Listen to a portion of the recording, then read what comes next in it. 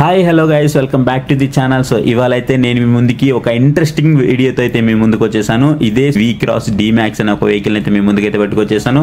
So దీంట్లో మనకి 4-wheel drive, 2-wheel drive రెండు ఆప్షన్స్ అయితే అవైలబుల్ ఉన్నాయి. ఆటోమేటిక్, మాన్యువల్ అయితే అవైలబుల్ ఉన్నాయి. సో ఇప్పుడు మన ముందు వచ్చేసి రేర్ వీల్ డ్రైవ్ వెహికల్ అయితే ఉంది. వెహికల్ లెంత్ అయితే చూస్తున్నారు కదా, 5.3 మీటర్స్. సో చాలా లాంగ్ అని చెప్పుకోవచ్చు.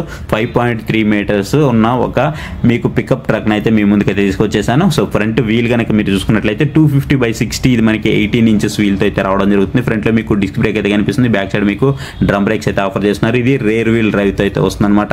దీంట్లో మీకు 4x4 కూడా ఆఫర్ చేస్తున్నారు. ఫ్రంట్లో మీరు కనుక చూసుకున్నట్లయితే క్రోమ్ ఫినిషింగ్ అయితే కనిపిస్తుంది. దీనివల్ల మనకి లుక్ అయితే ఎన్హాన్స్ అయితే అయిందనమాట.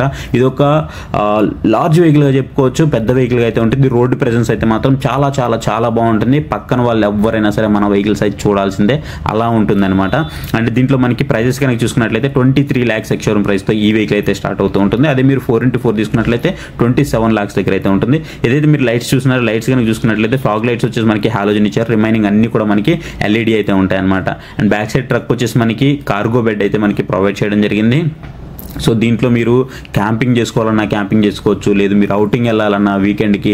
సో ఎవ్రీథింగ్ అయితే ఉంటుంది. ఇది ఒక ఆఫ్ రోడింగ్ వెహికల్ మాత్రమే కాదు. చాలామంది చెప్తుంటారు ఇది ఒక ఆఫ్ రోడింగ్ వెహికల్ అని, బట్ ఓన్లీ ఇది ఆఫ్ రోడింగ్ వెహికల్ కాదు. ఇది ఒక మల్టీ పర్పస్ వెహికల్ అనమాట.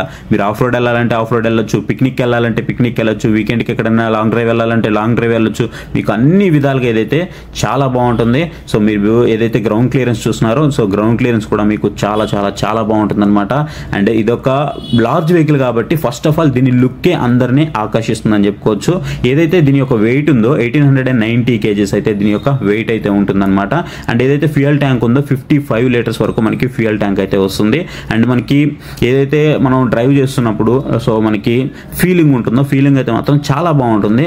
కానీ ఇక్కడ చాలామంది దీన్ని టొయోటా హైలక్స్ అయితే కంపేర్ చేస్తుంటారు. దాంతో అయితే మనం దీన్ని కంపేర్ చేయలేము, ఎందుకంటే దాని ప్రైస్ వేరేగా ఉంటుంది, దాని ఫీచర్స్ వేరేగా ఉంటాయి. దీని ప్రైస్, దీని ఫీచర్స్ అనేవి చాలా డిఫరెంట్గా ఉంటాయి అనమాట. సో ఎవ్రీథింగ్ కూడా నేను మీకు ఇవాళ వీడియోలో అయితే ఎక్స్ప్లెయిన్ చేస్తాను. సో మీరు బ్యాక్ సైడ్ కనుక చూసుకున్నట్లయితే మీకు చాలా లెంత్ అయితే ఉంటుందన్నమాట. కార్గో స్పేస్ అనేది మీరు ఒకవేళ చైర్స్ వేసుకొని కూర్చోవాలన్నా కూర్చోవచ్చు, మోటార్ సైకిల్స్ ఏమన్నా క్యారీ చేయాలంటే క్యారీ చేయొచ్చు, సైకిల్స్ ఏమన్నా క్యారీ చేయాలంటే క్యారీ చేయొచ్చు. మీ సామాన్లు ఏవైనా సరే దీని నుంచి అయితే క్యారీ చేయొచ్చు అనమాట. సో ఇకపోతే మనము ఇంజిన్ అయితే చూద్దాము. సో ఇంజిన్ కనుక చూసుకున్నట్లయితే మనకి సీసీ వచ్చేసి 1898 cc వస్తుంది. ఆల్మోస్ట్ 1900 cc వస్తుంది.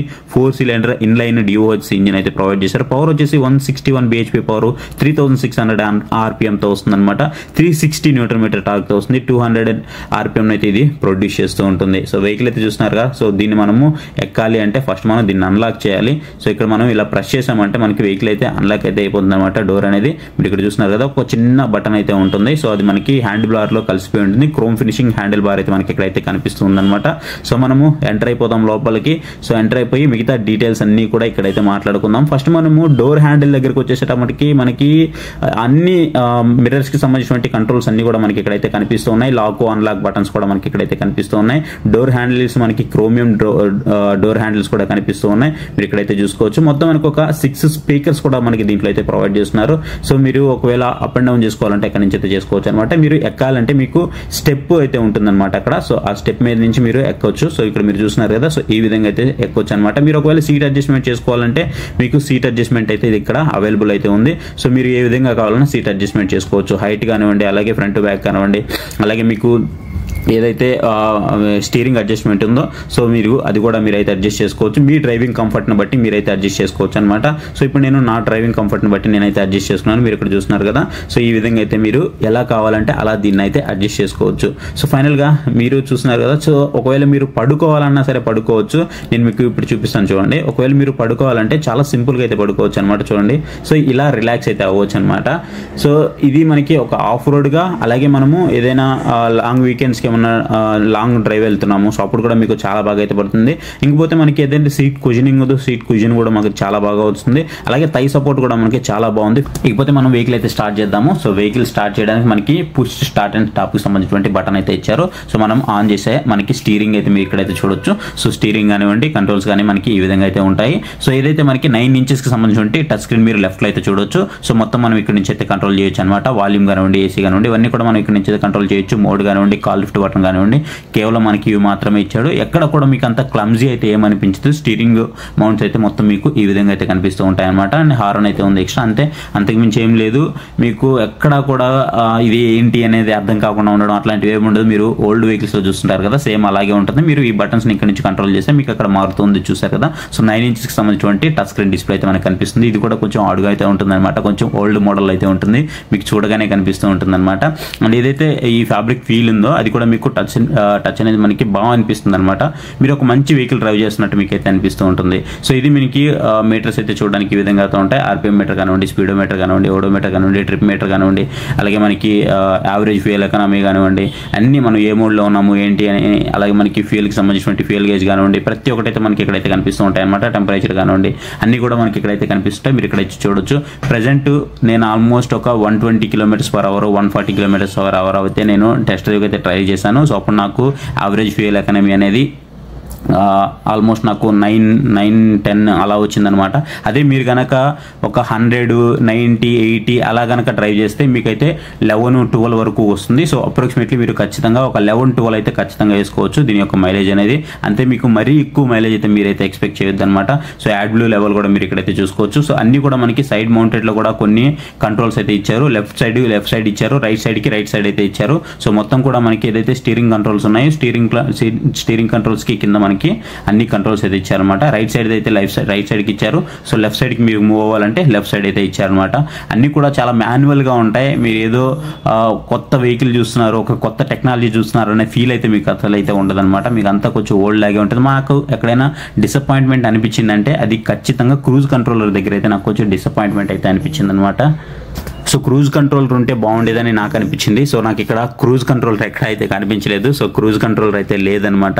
సో ఇదొక అవుట్డేటెడ్ లా అనిపించింది నాకు కొంచెం చెప్పాలి అంటే. ఇకపోతే మనము ఇన్ఫోటైన్మెంట్ సిస్టమ్ దగ్గర చూసుకున్నట్లయితే మనకు ఒక USB ఛార్జింగ్ సాకెట్ అయితే కనిపిస్తుంది. అలాగే 3.5mm జాక్ కూడా మనకి ఇక్కడైతే కనిపిస్తుంది అనమాట. మీరు మొబైల్ ఏమైనా కనెక్ట్ చేసుకోవాలంటే ఇక్కడ నుంచి అయితే కనెక్ట్ చేసుకోవచ్చు. అలాగే ఛార్జింగ్ ఏదైనా చేసుకోవాలంటే ఇక్కడ నుంచి అయితే ఛార్జింగ్ అయితే చేసుకోవచ్చు అనమాట. సో ఇక్కడ వచ్చేసి మనకి పార్కింగ్ స్విచ్ అయితే మనకి డెడికేటెడ్ గా అయితే కనిపిస్తూ ఉంటుంది.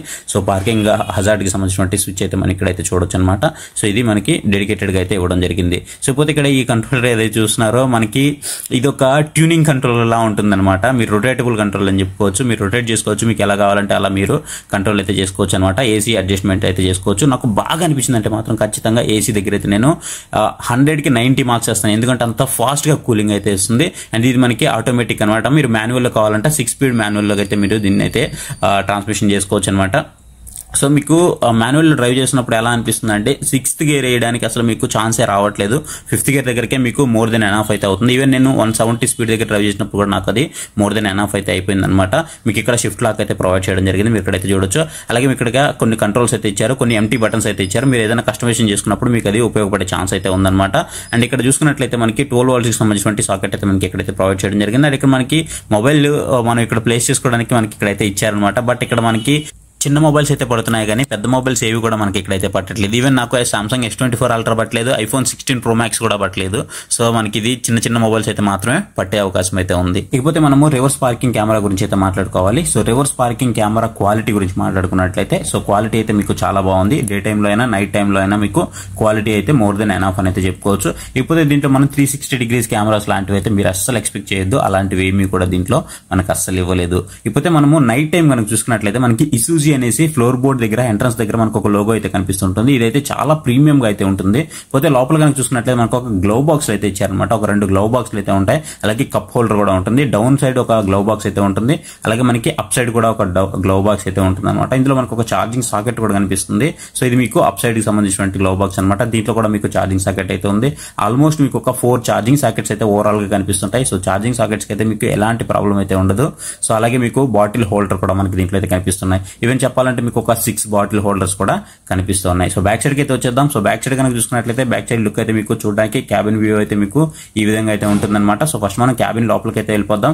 ఫస్ట్ మనకి ఆర్మ్ రెస్ట్ కూడా కనిపిస్తుంది లెఫ్ట్ సైడ్ లో. అలాగే మనము ఏదైతే లెగ్ స్పేస్ కనుక చూసుకున్నట్లయితే సో లెగ్ స్పేస్ అయితే మీకు ఈ విధంగా అయితే ఉంటుందన్నమాట. మీరు ఒకవేళ 6 feet ఉంటే మేబీ మీకు కొంచెం ఇబ్బంది అయ్యే అవకాశం అయితే ఉందన్నమాట. ఇక్కడ చూసుకున్నట్లయితే మీకు ఏసీ విండ్స్ లాంటివి ఏం లేవు. ఛార్జింగ్ పోర్ట్ అయితే ఉంది, ఇందాక మీకు చెప్పాను కదా.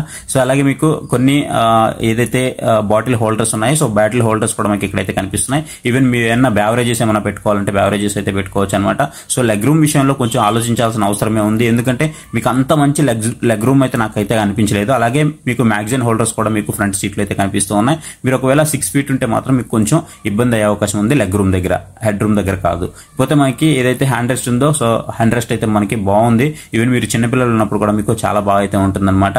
అండ్ మనకి పట్టుకోవడానికి కూడా మనకి చాలా బాగా అయితే ఉన్నాయి, గ్రాబ్ హోల్డర్స్ అయితే ఉన్నాయి. అలాగే మనకి ఇక్కడ చూసినట్లయితే లైటింగ్ కూడా కనిపిస్తుంది, రీడింగ్ లైట్ అయితే ఉందన్నమాట. సో రీడింగ్ ల్యాంప్ కూడా మనకి ఇక్కడైతే కనిపిస్తుంది. కాకపోతే నాకు ఇక్కడ నచ్చిన అంశం ఏంటంటే బ్యాక్ సైడ్ మనకి ఎలాంటి ఏసీ అయితే ప్రొవైడ్ చేయలేదు.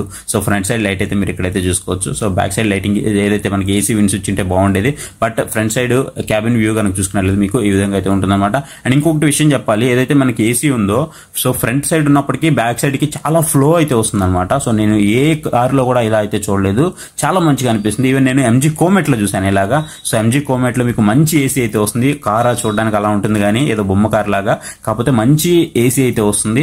మేబీ అది చిన్నది కాబట్టి మీకు అలా రావచ్చు, బట్ దీంట్లో అయితే మనకి ఎంత పెద్ద కార్ అయినప్పటికీ ఖచ్చితంగా మీకు మంచి ఏసీ అయితే మీరు ఎక్స్పీరియన్స్ అయితే చేస్తారనమాట. ఈవెన్ నేను మంచి ఎండలో కూడా దీన్ని అయితే ఎక్స్పీరియన్స్ చేశాను, నాకు చాలా మంచి ఎక్స్పీరియన్స్ అయితే ఉండింది. ఇకపోతే మనము హెడ్ రూమ్ గురించి మాట్లాడుకోవాలి. హెడ్ రూమ్ అయితే చాలా బాగుంది. నేను 5.7 ఉన్నాను, సో నాకు హెడ్ రూమ్ అయితే చాలా బాగుంది. ఈవెన్ 6 feet ఉన్నా మీకు బాగుంటుంది. ఒకవేళ పెద్దవాళ్ళు ఉంటే మాత్రం కొంచెం ఎక్కడానికి అయితే ఇబ్బంది పడతారు, అదొకటి అయితే నేను అబ్జర్వ్ చేశాను. ఒకవేళ మీరు ఇక్కడ పట్టుకొని ఎక్కాలంటే మాత్రం ఇది పర్ఫెక్ట్ అయితే ఉంటుందన్నమాట.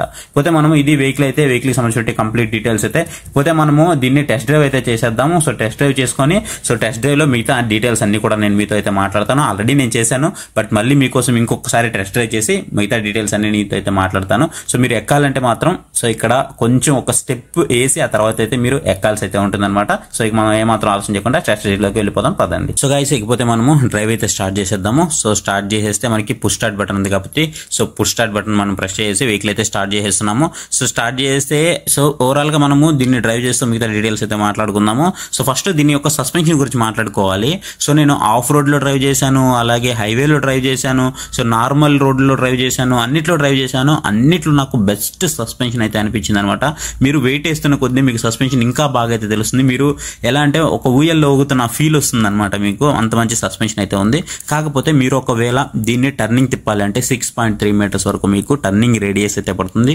ఇది కూడా మీరు గుర్తుంచుకోవాలి. సస్పెన్షన్ గురించి మాట్లాడుకున్నట్లయితే ఫ్రంట్ వచ్చేసి మనకి independent double with bone coil suspension అయితే మనకి దీంట్లో అయితే కనిపిస్తుంది. రేర్ సైడ్ వచ్చేసి మనకి సాఫ్ట్ రైడ్ సస్పెన్షన్ అయితే మనకి బ్యాక్ సైడ్ అయితే కనిపిస్తూ ఉందన్నమాట. అండ్ డ్రైవింగ్ విషయంలో మాత్రం మీకు డ్రైవ్ చేస్తున్నప్పుడు విజిబిలిటీ గురించి మాట్లాడుకోవాలి మెయిన్. సో మీకు అయితే విజిబిలిటీ అసలు ఎలా ఉందంటే చాలా సూపర్ గా ఉంది, టాప్ నాచ్ విజిబిలిటీ అయితే ఉందన్నమాట. మీకు లెఫ్ట్ సైడ్ కానివ్వండి, ఫ్రంట్ సైడ్ కానివ్వండి, రైట్ సైడ్ కానివ్వండి, మొత్తం విజిబిలిటీ అంతా కూడా మీకు చాలా మంచిగా అయితే ఉంది. ఒకవేళ మీరు లాంగ్ వెళ్ళాలి అని అనుకుంటే ఇది మీకు పర్ఫెక్ట్ వెహికల్ అయితే అవుతుందన్నమాట. మీరు ఎక్కేంత వరకు మాత్రమే ఇబ్బంది పడతారు, ఎక్కిన తర్వాత ఇబ్బంది అసలు ఉండదు. ఒకవేళ పెద్దవాళ్ళు ఉంటే మాత్రం బ్యాక్ సైడ్ కొంచెం ఎక్కడానికి కొంచెం ఇబ్బందిగా అయితే ఉంటుంది, అది మీరు కొంచెం గుర్తుంచుకోవాల్సి ఉంటుంది. కాకపోతే ఒకసారి ఎక్కిన తర్వాత అయితే మీకు ఎలాంటి ఇబ్బంది అయితే ఉండదు అనమాట. కాకపోతే బ్యాక్ సైడ్ మీకు అంత థై సపోర్ట్ అయితే ఉండదు, అది కూడా మీరు గుర్తుంచుకోవాల్సి ఉంటుంది. ఇకపోతే మనకి ట్రాక్షన్ కంట్రోల్స్ లాంటివి ఏం లేవు, అలాగే క్రూజ్ కంట్రోల్స్ లాంటివి ఏం కూడా మనకి దీంట్లో అయితే ప్రొవైడ్ చేయలేదు. ఇది 1.9 liter ఆటోమేటిక్ ఇంజిన్ అనమాట. ఇది మనకి ఇది 2 wheel డ్రైవ్ తో వస్తుంది, బ్యాక్ వీల్ అంటే రేర్ వీల్ డ్రైవ్ తో వస్తుంది అనమాట. మీకు 4 wheel డ్రైవ్ ఆప్షన్ కూడా మీకు దీంట్లో అయితే అవైలబుల్ ఉంది. సో మీరు అది కూడా మీరు కావాలంటే చూస్ చేసుకోవచ్చు. కాకపోతే ప్రైస్ వేరియంట్ బట్టి మీకు ఇది మారిపోతూ ఉంటుంది.